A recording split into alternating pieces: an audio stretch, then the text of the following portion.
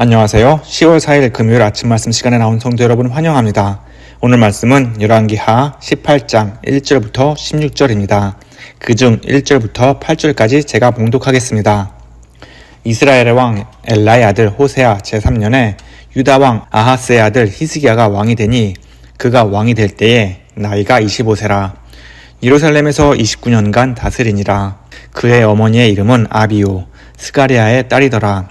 히스기야가 그의 조상 다윗의 모든 행위와 같이 여호와께서 보시기에 정직하게 행하여 그가 여러 산당들을 제거하며 주상을 깨뜨리며 아세라 목상을 찍으며 모세가 만들었던 놋뱀을 이스라엘 자손이 이때까지 향하여 분향함으로 그것을 부수고 느후스단이라 일컬었더라. 히스기야가 이스라엘 하나님 여호와를 의지하였는데 그의 전후 유다 여러 왕 중에 그러한 자가 없었으니 곧 그가 여호와께 연합하여 그에게서 떠나지 아니하고 여호와께서 모세에게 명령하신 계명을 지켰더라. 여호와께서 그와 함께 하심에 그가 어디로 가든지 형통하였더라. 저가 아수르 왕을 배반하고 섬기지 아니하였고 그가 블레셋 사람들을 쳐서 가사와 그 사방에 이르고 망대에서부터 견고한 성까지 이르렀더라. 아멘. 누구나 책상이나 방이 더러워지면 청소를 하고 자동차가 지저분하면 세차를 합니다. 쓰레기통이 꽉 차면 쓰레기를 비우고 화장실 거울에 얼룩이 생기면 깨끗이 닦아내곤 합니다. 사람이라면 누구나 깨끗한 환경에서 지내길 원하고 더럽고 지저분한 곳에 머물고 싶지 않아 합니다. 먼지가 쌓이기 전에, 쓰레기통이 넘치기 전에, 악취가 나기 전에 미리미리 청소해서 정리된 공간을 유지하는 것 모두에게 상쾌함을 줍니다. 이렇게 우리 주변의 더러운 것들을 치우며 깨끗함을 유지하지만 정작 우리 마음속에 알게 모르게 쌓인 죄의 더러움을 어떻게 깨끗이 청소할 수 있을까요? 오늘 말씀에는 이스라엘이 남북으로 분열된 후에 남유다에서 죄의 굴레를 벗어나고자 했던 왕이 있습니다. 오늘 말씀의 주인공인 히스기야 왕입니다. 히스기야 왕은 유다 왕 아하스의 아들로서 25세 왕위를 물려받아 29년간 나라를 다스렸습니다. 성경은 히스기야를 이렇게 평가합니다. 그의 조상 다윗의 모든 행위와 같이 여호와께서 보시기에 정직하게 행하여. 히스기야 왕이 여호와 보시기에 정직하게 행한 일들은 역대하 29장, 30장, 31장에서 자세히 알 수 있습니다. 히스기야는 왕이 된 첫 달부터 여호와의 성전 문들을 열고 수리하며 제사장과 레위인들을 불러 모아 성전을 정화했습니다. 왕이 된 첫 달부터 여호와의 성전의 문을 열고 수리하는 것으로 보아 왕이 되기 전부터 히스기야는 개혁을 준비했던 것 같습니다. 히스기야는 아버지 아하스의 왕의 우상을 섬기는 모습과 아들을 불 가운데로 지나가는 모습을 똑똑히 보았을 것입니다. 또한 주위의 여러 나라들로 인하여 수많은 사람들이 죽고 아수르의 왕을 마치 아버지처럼 섬기는 아하스 왕을 보면서 자신은 아버지의 길을 따르지 않음을 결심했을 것입니다. 히스기야 왕은 나라가 힘들고 고난과 고통을 받는 원인을 조상들이 범죄하여 여호와 보시기에 악을 행하여 여호와의 성전을 등졌기 때문으로 여겼습니다. 그러니 히스기야는 왕이 되자마자 모세의 율법을 따르고 여호와의 성전에 있는 모든 더러운 것을 없애며 여호와의 성전을 정화시켰습니다. 그리고 제사장들에게 명령하여 온 이스라엘을 위하여 번제와 속죄제를 드리게 했습니다. 히스기야가 하나님의 성전의 문을 다시 열고 수리한 것처럼 우리는 하나님께 더욱 가까이 가며 그의 말씀을 오롯이 들어야 합니다. 그러면 우리 안에 알게 모르게 지은 모든 죄와 얼룩진 마음의 깊은 죄를 깨끗이 씻기리라 믿습니다. 하나님의 말씀은 살아있고 활력이 있는 줄 믿습니다. 주의 말씀이 우리 마음을 조명하며 역사할 때에 우리 마음의 죄와 어둠이 드러나고 오랫동안 해결되지 못한 죄가 드러나 모든 것들이 주의 말씀 가운데 해결되리라 믿습니다. 어쩌면 오늘부터 시작하는 42주년 창립기념 부흥회가 하나님께서 우리에게 주신 하나님께로 더 가까이 가는 기회가 되리라 믿습니다. 히스기야 왕이 성전을 정화하고 하나님의 말씀에 바로 섰을 때에 그가 주목한 것이 있습니다. 그것은 나라에 널리 퍼진 산당과 주상 그리고 아세라 목상입니다. 그동안 남유다에 여호와 보시기에 정직한 왕들이 많이 있었지만 그 누구도 산당과 주상을 제거하지는 못했습니다. 어쩌면 왕에게 산당이란 자신의 권력을 유지시키며 백성들의 혼란을 잠재울 만한 도구로 사용하는 정치적인 목적이 있었을 것입니다. 백성들이 산당에서 우상을 섬기며 안위를 얻었다면 굳이 이런 산당을 없애 긁어 부스럼을 만들 이유가 없었겠지요. 그러나 히스기야는 정치적인 계산에 의지하지 않고 하나님의 뜻에 따라 산당과 우상들을 철저히 없앴습니다. 너는 나 외에는 다른 신들을 내게 두지 말라는 십계명의 첫 번째 계명처럼 그는 우상을 철저히 배격하며 나라를 하나님 중심으로 만들었습니다. 그뿐 아니라 히스기야는 모세가 만든 놋뱀까지도 부셔버렸습니다. 놋뱀의 시작은 민수기 21장에 나옵니다. 이스라엘 백성들이 광야에서 하나님과 모세를 원망하자 하나님은 불뱀들을 보내셨고 그로 인해 수많은 이스라엘 백성들이 죽임을 당했습니다. 하지만 모세가 다시 기도하자 하나님은 놋뱀을 만들어 장대에 매달게 했습니다. 하나님은 이 놋뱀을 본 사람 모두 살게 하셨습니다. 원래 놋뱀은 이렇게 하나님의 자비를 상징하는 기념물로 보존될 수 있었겠지만 백성들은 놋뱀 그 자체를 숭배하고 분양하며 우상으로 섬겼습니다. 그러니 히스기야는 놋뱀을 없애버리며 이것을 느후스단이라 불렀습니다. 느후스단이란 단어의 의미는 놋과 뱀이라는 뜻을 가진 히브리어의 합성어입니다. 이는 모세가 만든 놋뱀은 아무런 섬김의 대상이 될 수가 없고 단순한 놋으로 만든 뱀에 불과하다는 뜻입니다. 하나님이 주신 물건조차 우상으로 만들며 그 우상을 섬기는 남유다의 죄악을 본 히스기야는 가차없이 놋뱀을 부셨던 것입니다.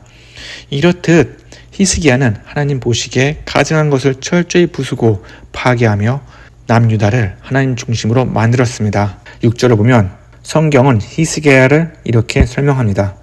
곧 그가 여호와께 연합하여 그에게서 떠나지 아니하고 여호와께서 모세에게 명령하신 계명을 지켰더라. 여기서 연합하다 라는 단어의 의미는 딱 붙어있다 라는 의미입니다. 이 단어는 창세기 2장 24절에 아담과 하와가 결혼을 통한 연합에 사용되었던 단어입니다. 이는 히스기야가 하나님과의 관계에 있어서 떨어질 수 없을 만큼 딱 붙어 있으며 더 나아가서는 친밀하고 충성스러웠음을 보여줍니다. 히스기야의 모습처럼 우리는 하나님과 연합해야 합니다. 하나님과 연합할 때 비로소 선과 악을 제대로 구별할 수 있습니다. 말씀을 읽고 묵상하며 기도로 하나님과 영적인 교통을 나눌 때에 무엇이 죄인지 무엇이 악인지 구별을 할 수 있게 되는 것이지요. 히스기야는 국내 문제만 개혁한 것이 아니라 외교적으로도 눈을 돌렸습니다. 그는 남유다를 괴롭혔던 블레셋을 물리치고 아수르와의 관계를 단절하며 남유다의 독립성을 회복했습니다. 그가 이렇게 할 수 있었던 이유는 여호와께서 그와 함께 하심에 그가 어디로 가든지 형통케 하셨기 때문입니다. 우리는 무엇을 믿고 의지하며 살고 있나요? 세상 사람들은 재물이나 지식 이런 것들에 의지할진 모르지만 우리는 주 예수 그리스도를 믿고 의지하며 살겠다고 결심하며 또 그렇게 살아야 합니다. 세상을 주관하시는 하나님만이 변함없이 우리를 이끄시며 선한 길로 인도하시기 때문에 또 예수님을 바라보며 살아갈 때에 예수님께서 주시는 그 능력과 그 힘이 곧 나의 능력이 되고 내 힘이 되기에 이 땅 가운데 두려움 없이 하나님만을 믿으며 승리하며 살아갈 수 있으리라 믿습니다. 그런데요, 하나님만을 믿고 의지했던 히스기야도 큰 시련을 겪게 됩니다. 바로 국제 정세가 히스기야의 믿음을 시험하게 된 것입니다.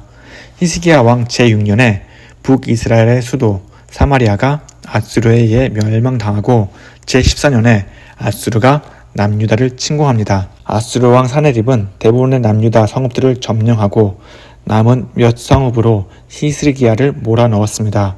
이때 히스기야는 하나님께 아뢰고 믿음으로 나아가기보다는 아수르 왕에게 용서를 구하며 조공을 바치겠다는 뜻을 전합니다. 히스기야는 성전과 왕궁의 은을 모조리 내어주었고 부족한 금을 성전의 문과 기둥에서 떼어내어 주었습니다. 히스기야가 그동안 보여주었던 믿음의 모습과는 너무도 다른 모습입니다. 이 상황에서 우리는 히스기야를 쉽게 비판할 수 있습니다. 왜 하나님께 기도하지 않았을까? 하나님을 믿고 의지했다면 하나님께서 해결해 주셨을 텐데. 하지만 이러한 생각은 제3자의 입장에서 너무 쉽게 말하는 것입니다. 아수르가 침공했을 때에 국가의 통수권자이자 나라의 왕으로서 히스기야는 전쟁에 관련된 수많은 소식을 들었을 것입니다. 들려오는 모든 소식은 다 부정적이며 어떠한 군사적 행동으로 승리할 수 있는 방법이 없었을 것입니다. 이렇게 1분 1초가 급한 시기에 모든 신하와 군인들은 왕의 결정만 기다리고 있는 상황 속에서 히스기야가 어떤 결정을 할 수 있었을까요? 멀리 갈 것도 없이 만약 우리에게도 감당하기 어려운 문제가 동시에 여러 군데서 닥친다면 우리는 어떻게 행동할까요? 하나님을 찾고 하나님의 기도의 자리에 나아갔을까요?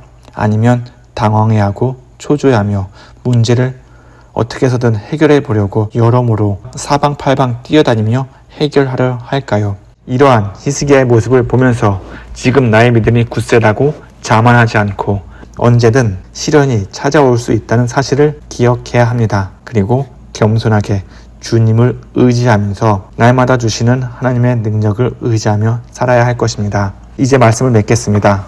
우리 마음에 가득한 죄와 영적인 어둠을 해결할 수 있는 방법은 하나님께 나아가는 것입니다. 하나님 말씀을 듣고 묵상하며 우리 삶 가운데 있는 우상을 하나하나 제거해 나갈 때에 우리의 악한 마음과 생각이 정결되리라 믿습니다. 성도 여러분, 오늘도 히스기야처럼 하나님과 연합하여 삶의 어느 부분도 하나님과 떨어지지 않도록 매 순간순간 주의 손을 붙잡고 승리하는 저와 여러분 되기를 간절히 기원합니다. 다 함께 기도하겠습니다.